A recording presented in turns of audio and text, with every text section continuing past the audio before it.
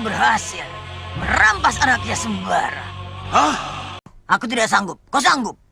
Membunuh anak kecil apa susahnya, Guru? Cobalah.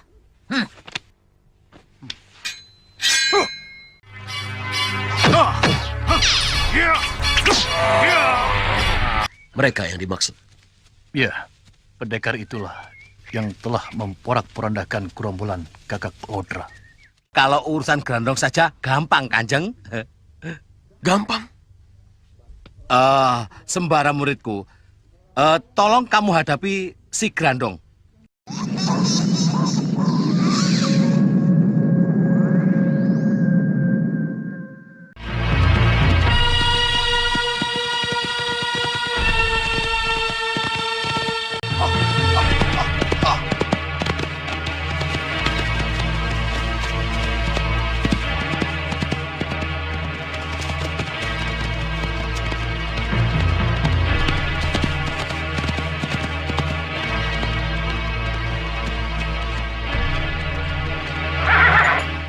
Melanjutkan cerita di episode sebelumnya bahwa Sembara dan murid-muridnya akhirnya telah berhasil membunuh para penculik Mahesa.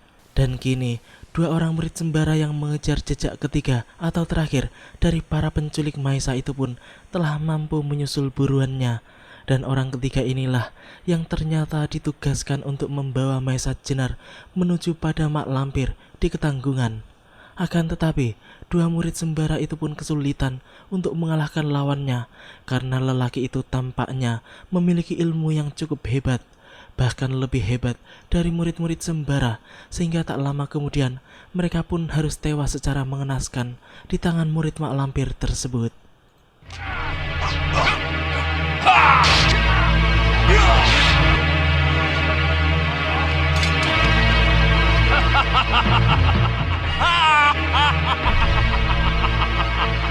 Tinggal dua orang lagi yang belum muncul. Saktiman dan Kartijo. Mudah-mudahan mereka menemukan Mahesa. Aku takut orang-orang di rumah pada cemas. Lebih baik kalian pulang dulu. Katakan pada istriku, aku masih terus mencari anakku. Baik, Juragan. Sembara pun memutuskan untuk melanjutkan pencarian seorang diri sembari mencari dua muridnya yang belum juga kembali. Kedua murid utamanya itu pun langsung kembali ke padepokan setelah menerima mandat dari guru besar mereka. Malam itu, di sebuah desa yang tidak diketahui namanya, tampak Grandong yang sedang berulah dan memakan korban. Ia menyamar menjadi istri seorang lelaki parubaya dan langsung memangsa lelaki tersebut. Warga kampung yang mendengar teriakannya pun langsung memukul kentongan dan berlarian menuju sumber suara.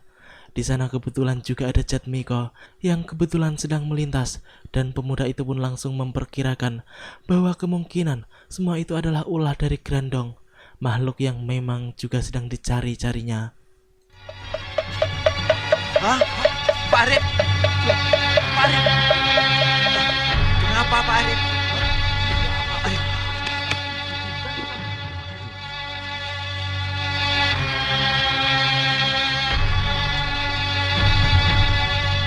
Sembara, tunggu, istirahat dulu Sembara. Kenapa, Sir? Capek? Ya capek. Tadi siang kan kamu sudah makan. Itu kan cuman jajan kecil Sembara. Mereka yang dimaksud. Ya, pendekar itulah yang telah memporak-porandakan gerombolan Gagak Lodra. Keesokan harinya, tampak para prajurit Mataram pun memeriksa seluruh desa untuk menemukan pembunuh Ki Arya yang semalam tewas secara mengenaskan. Di sana juga ada dua orang pejabat kadipaten yang sepertinya sedang mencari Sembara, dan mereka kebetulan melihat keberadaan pemuda itu tepat berada di desa yang semalam terkena bencana. Salah seorang dari mereka yang bernama Ki Guarso yang merupakan seorang ku di desa tersebut pun langsung mengikuti Sembara, sedangkan yang seorang laki yang merupakan seorang temenggung pun disuruh menunggu di rumah Pak Ku. Sepertinya ada sesuatu yang penting yang hendak mereka sampaikan kepada murid Kiai Jabat tersebut. Orang itu pun kini telah berada di samping Sembara dan Basir dan langsung menanyakan jati diri Sembara. Maaf, apakah Andika yang bernama Sembara? Benar, Pak. Murid Kiai Jabat? Iya. Bapak siapa? Perkenalkan, nama saya Ki Guarso. Sembara.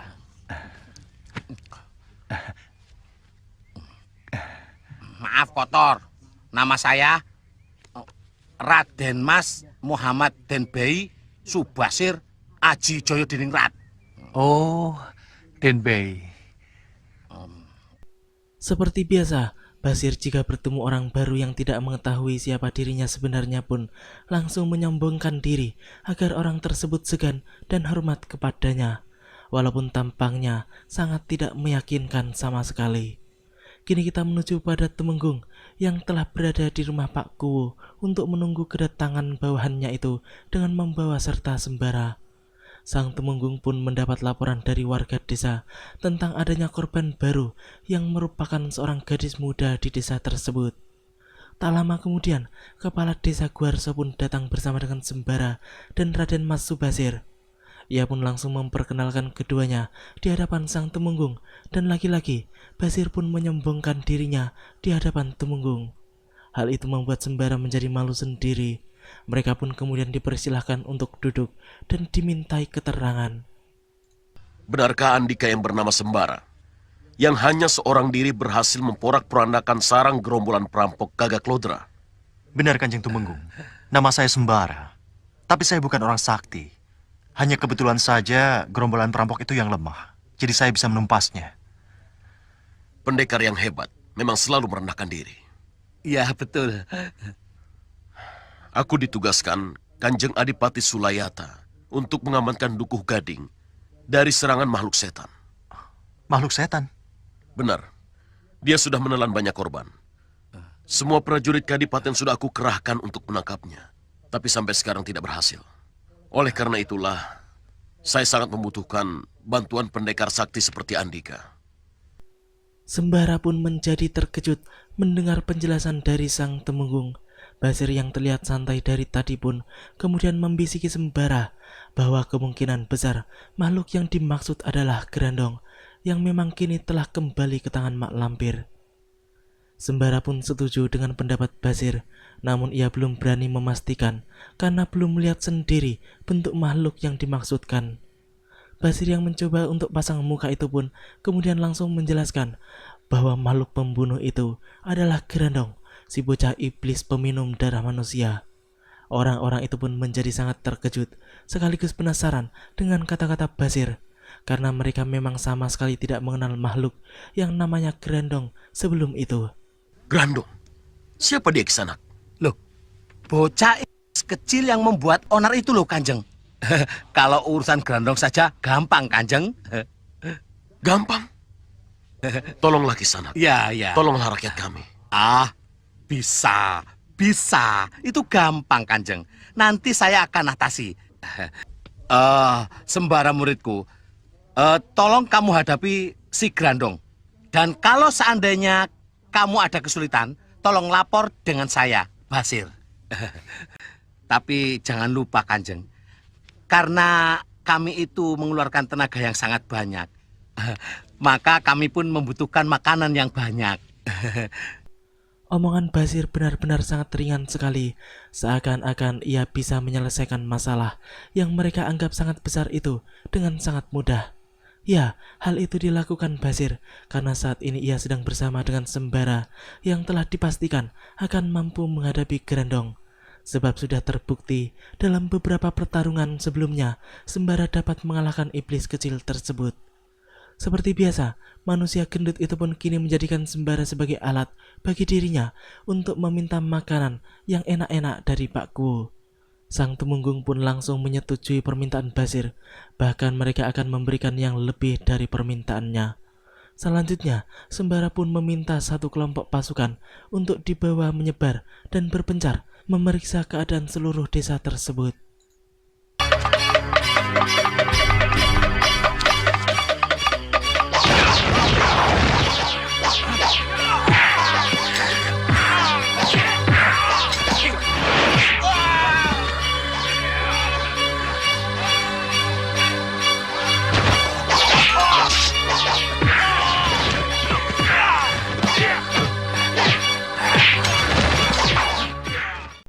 Keganasan Grandong memang luar biasa setelah ia memangsa korban baru, sebab kekuatannya menjadi bertambah berlipat-lipat. Bahkan tubuhnya pun menjadi kebal terhadap senjata tajam, bahkan senjata pusaka sekalipun. Oleh karena itu, sangat mustahil bila 100 prajurit pun bisa mengalahkan atau menangkapnya. Para prajurit Mataram itu pun banyak yang tewas di tangan makhluk iblis tersebut. Sedangkan rombongan Sembara yang mendengar adanya keributan pun segera berlari menuju sumber suara. Tak lama kemudian, mereka pun sampai dan Sembara langsung berhadap-hadapan dengan Grandong yang pastinya telah mengenal pemuda itu sebelumnya. Pertarungan pun terjadi di antara mereka yang langsung terlibat dengan jurus-jurus dan ilmu tingkat tinggi. Bahkan Sembara pun langsung mengeluarkan cemeti amarah suli andalannya untuk mencecar makhluk iblis tersebut.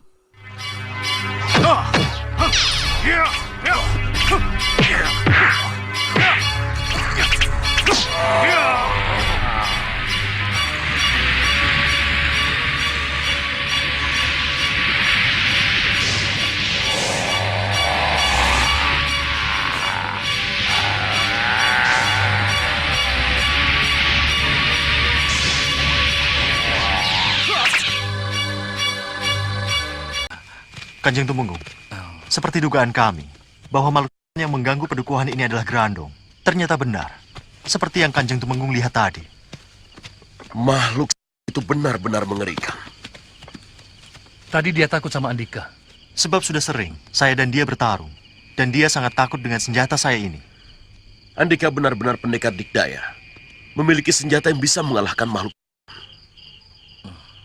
Kanjeng Tumenggung, tugas saya sudah selesai. Maka dengan ini, saya mohon pamit. Sembara yang hendak langsung berpamitan untuk segera pergi dari desa itu pun dicegah oleh sang Temenggung dan Ki Lurah. Apalagi kemudian Basir pun memaksa kawannya itu untuk tinggal dahulu barang semalam karena ia belum sempat merasakan nikmatnya makanan yang telah dijanjikan oleh sang Temenggung. Akhirnya, mau tidak mau, Sembara pun menuruti kemauan Basir.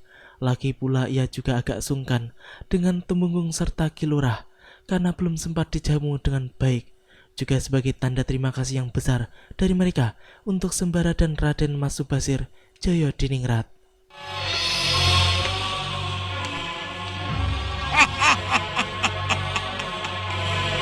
Akhirnya aku berhasil merampas anaknya Sembara. Hah? Kurang ajar. Anak Gusti Kanjeng Majikan Doro Juragan Sembara diculik. Berangkat. Berangkat kemana, Baginda? Cari si lampir. Perempuan itu menculik Maesa. Kala Gondang yang mengetahui kalau Maesa diculik si lampir pun langsung berangkat untuk merebut kembali anak majikannya itu. Mak Lampir yang di saat itu sedang berada di markasnya yang terletak di daerah Ketanggungan pun kini masih menggendong Maesa Jenar sambil meneliti tubuh anak kecil itu. Sedangkan para anak buah Mak Lampir yang berada di tempat itu pun meminta agar gurunya itu langsung saja membunuh Maesa agar urusan mereka dengan Sembara segera beres.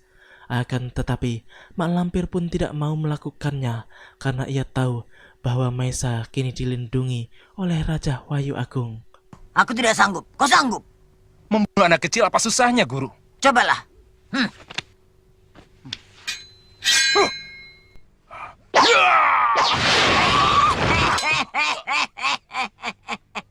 Anak ini punya kekuatan gaib. Lihat ini. Tidak ada satu kekuatan pun yang bisa membunuh anak ini. Jangankan kalian, aku sendiri tidak sanggup. Kalau tidak bisa dibunuh, lalu mau diapakan, Guru? Dipelihara. Dipelihara. Ya. Ya, luar biasa. Kekuatan Raja Wahyu Agung yang melindungi Maesa memang tidak akan bisa dikalahkan oleh golongan hitam. Mak Lampir pun kemudian memutuskan untuk membesarkan dan mendidik Maesa agar menjadi manusia yang paling jahat. Lalu ia akan mengutus anak itu untuk membunuh ayahnya sendiri. Sungguh suatu cita-cita licik yang tidak akan pernah terjadi. Kini kita kembali menuju pada Kala Gondang dan para anak buahnya yang di saat itu telah keluar dari markasnya untuk mencari Mak Lampir. Sedangkan si Lampir kini mengundang para anak buahnya yang lain untuk menemaninya membawa dan mengasingkan Maesa di Lembah Guryang. Tak lama kemudian mereka telah terbang menuju Lembah Guryang Dan yang membuat Mak Lampir kagum dengan Maisa adalah keberanian anak kecil itu, di mana ia sama sekali tidak takut dibawa terbang. Namun anak itu malah senang karena merasa bisa terbang.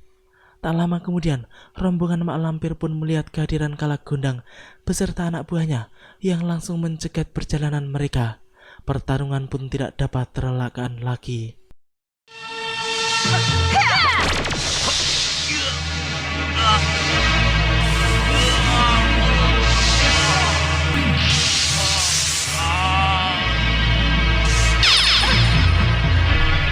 Makhluk jahat, kau tidak akan lolos dari kami.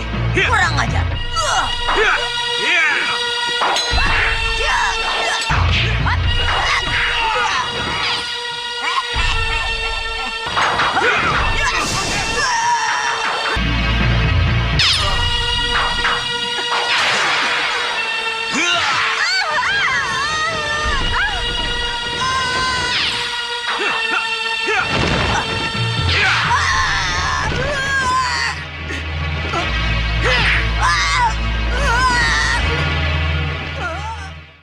Ya, akhirnya Maisa pun terlepas dari tangan Mak Lampir setelah si nenek tua itu terhantam pukulan jarak jauh para anak buah Kalagondang.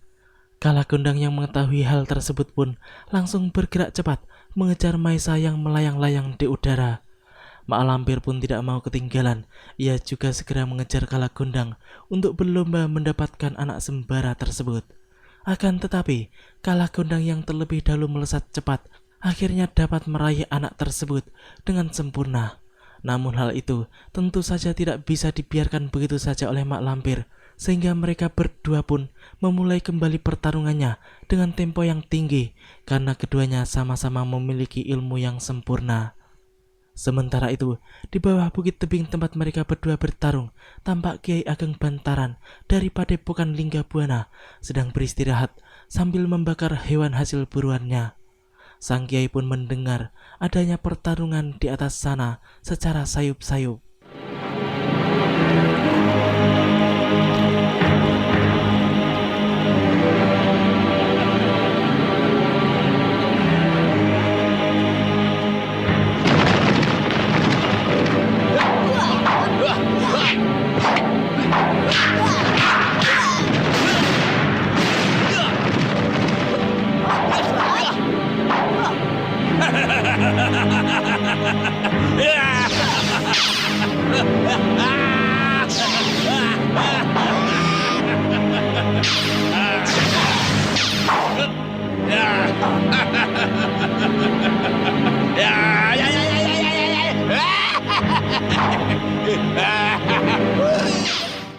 Ya, Mak Lampir kini menjadi marah bukan main karena merasa dipermainkan oleh Kalagondang yang dengan mudah mengimbangi ilmu-ilmu hebatnya.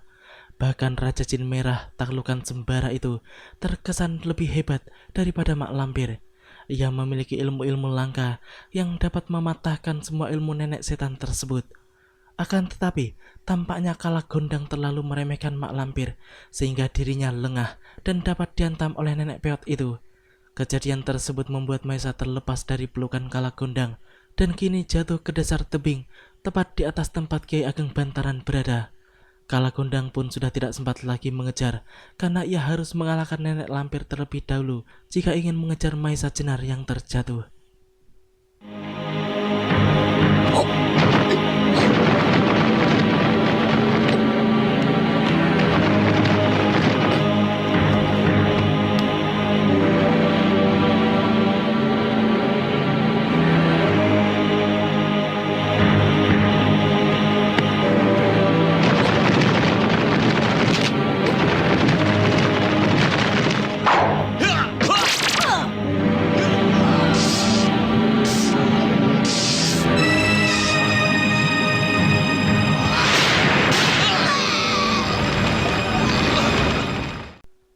Akhirnya, Maisa kini aman berada di tangan Kiai Ageng Bantaran. Sang Kiai pun telah mencoba membawanya ke atas tebing untuk mencari siapa yang bertarung. Namun di sana sudah tidak ada siapa-siapa, sehingga kini Sang Kiai pun memutuskan untuk membawa anak kecil yang belum dikenalnya itu pada sebuah gua tempatnya menginap. Di sana ia meletakkan Maisa, dan setelah meneliti seluruh tubuh anak itu, Kiai Ageng Bantaran pun merasa bahwa anak tersebut memiliki perbawa orang besar, dan ia merasa orang-orang yang bertarung di atas tebing itu adalah untuk memperebutkan anak kecil tersebut. Setelah mengetahui sedikit tentang Mahesa, Kiai Ageng Bantaran pun memberikan perlindungan kepada anak sembara itu.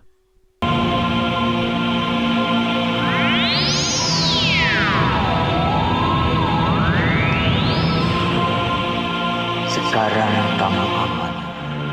Nur Alif telah membungkus tubuhmu. Makhluk halus manapun, jin, setan, siluman, dedemit, genderuwo tidak akan bisa didapat. Demikianlah alur cerita di episode kali ini. Nantikan kelanjutan kisahnya di episode yang akan datang. Terima kasih bagi teman-teman semua yang udah mau nonton. Jangan lupa subscribe dan share, dan juga nyalain notifnya. Assalamualaikum warahmatullahi wabarakatuh.